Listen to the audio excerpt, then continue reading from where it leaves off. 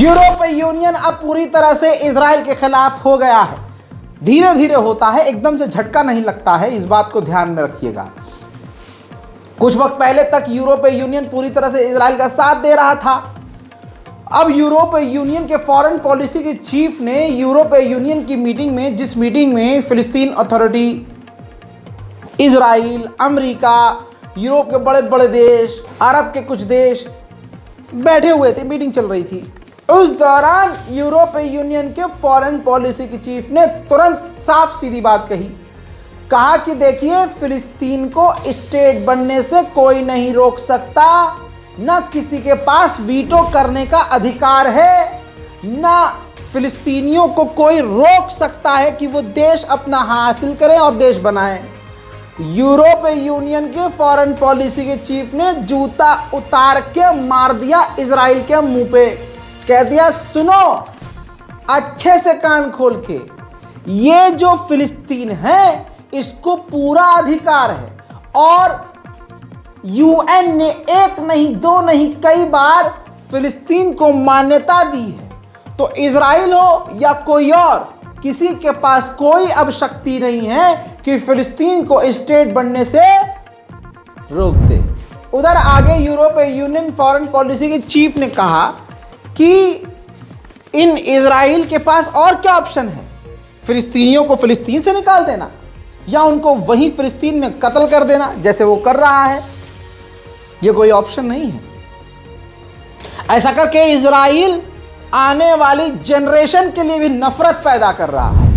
उधर अमेरिका के बड़े शहर ह्यूस्टन को फिलिस्तीनी समर्थकों ने अपने प्रदर्शन से हिला दिया। याद दिला दूं और क्लियर कर दूं कि ये फिलिस्तीनी समर्थक जो हैं, ये सिर्फ मुसलमान नहीं हैं, इसमें यहूदी भी हैं, मुसलमान भी हैं, ईसाई भी हैं, यानी इंसान हैं।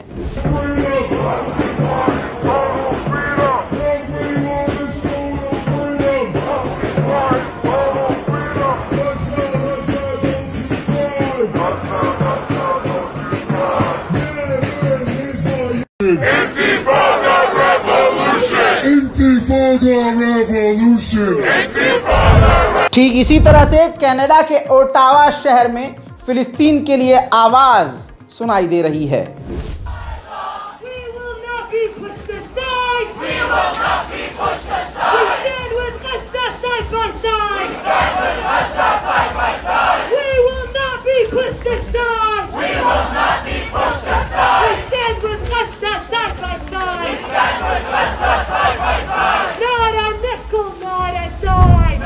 उधर यूएन की मीटिंग में इजराइल पूरी तरह से जलील हुआ। अल्लाह अकबर, बहुत बेहतरीन काम हुआ। जब सब बोल चुके और इजराइल के एनओए का टाइम आया कि चलो भैया अब तुमको भी बोलना है, तो हुआ ये कि उसके बाद इजराइल के एनओए ने जैसे ही बोलने के लिए माइक पकड़ा, अरब की जितनी भी डेलीगेशंस थी, अलग अलग देशों की, सऊदी अरब की अलग, ओमान की, बहरीन की, सबकी, भैया यूएई की अलग अलग, सबकी डेलीगेशन, सबके मिनिस्टर उठकर उस कॉन्फ्रेंस हॉल से बाहर चले गए। खूबसूरत मंजर देखिए।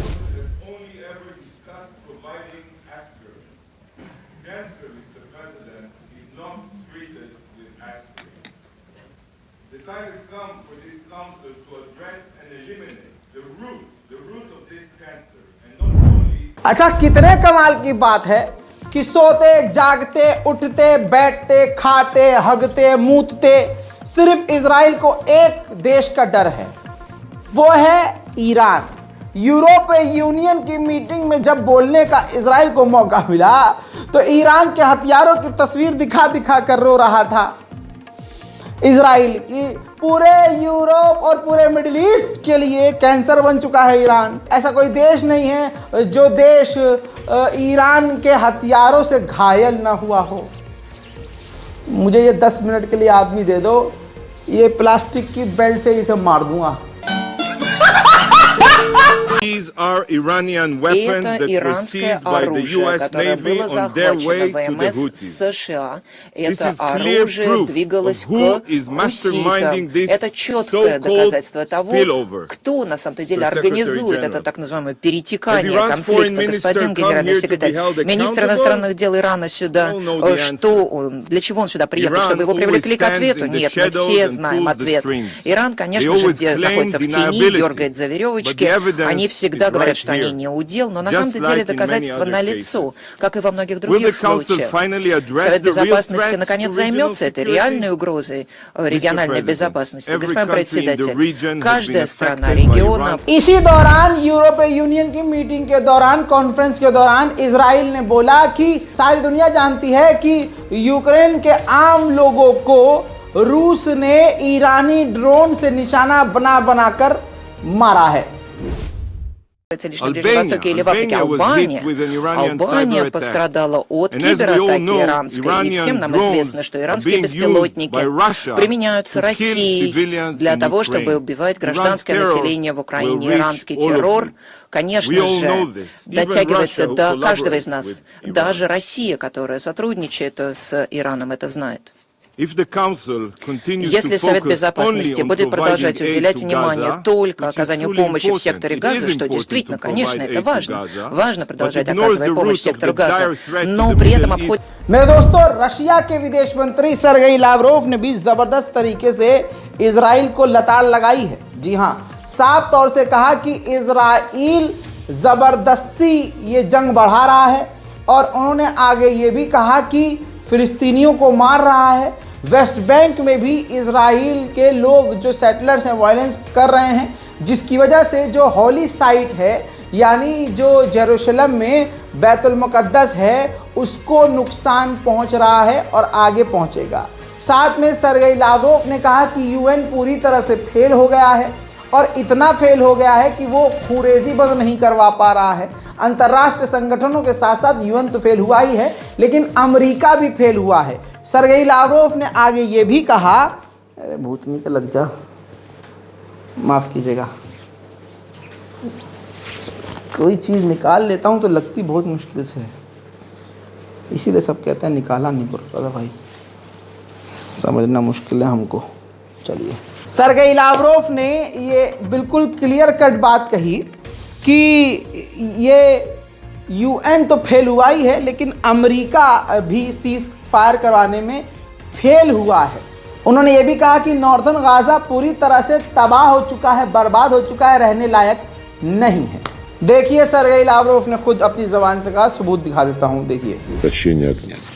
Однако США и их союзники этот документ тоже заблокировали, подтвердив, по сути дела, что сохранение жизни мирных палестинцев в их приоритеты не входит. Гуманитарные последствия такой политики ужасны.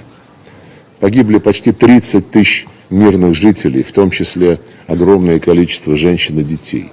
Север Газы практически полностью разрушен и непригоден для жизни.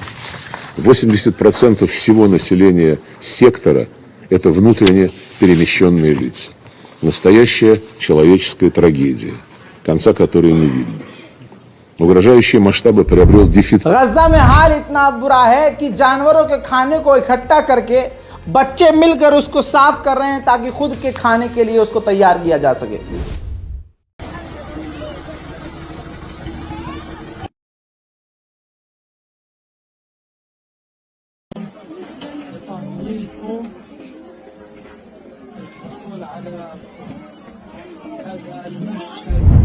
फिलिस्तीन के लोग, गाजा के लोग अब खान यूनुस को खाली कर रहे हैं, क्योंकि खान यूनुस पूरी तरह से इजराइल ने चारों तरफ से घेर लिया है।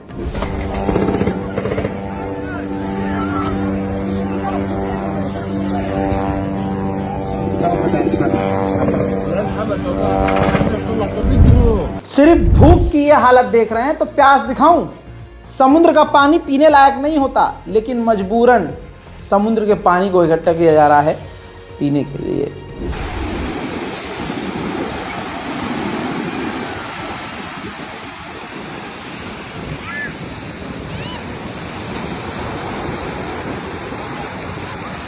ايش تعمل؟ طب مش برد عليك؟ مش بردان؟ ايش مالك؟ هلقيت مغير اقول لقيت بتغير؟ طب ليش بتعبي ميه من هذا؟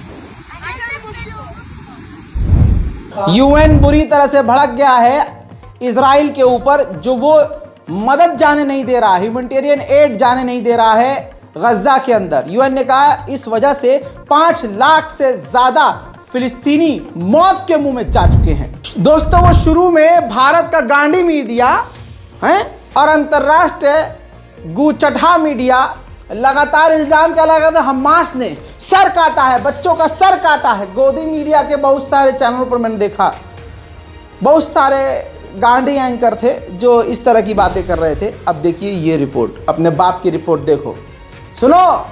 गोदी मीडिया और अंधभक्तों, अपने नाजायज बाप, नाजायज तो तुम भी हो, तुम्हारा बाप भी नाजायज है। इजराइल की रिपोर्ट देखो, इजराइल के कमांडर ने एक्सेप्ट किया है कि किसी भी बच्चे का हमास के लड़ाकों ने सर नहीं काटा था। अंतरराष्ट्रीय लेवल पे तुम्हारी पसंद भी झूठी, तुम खुद झूठे, तुम्हारी नस्ल झूठी, तुम्हारा बैकग्राउंड झूठा, तुम्हारा इतिहास झूठा, तुम्हारा भविष्य झूठा। रिपोर्ट को शेयर करो। जय हिंद।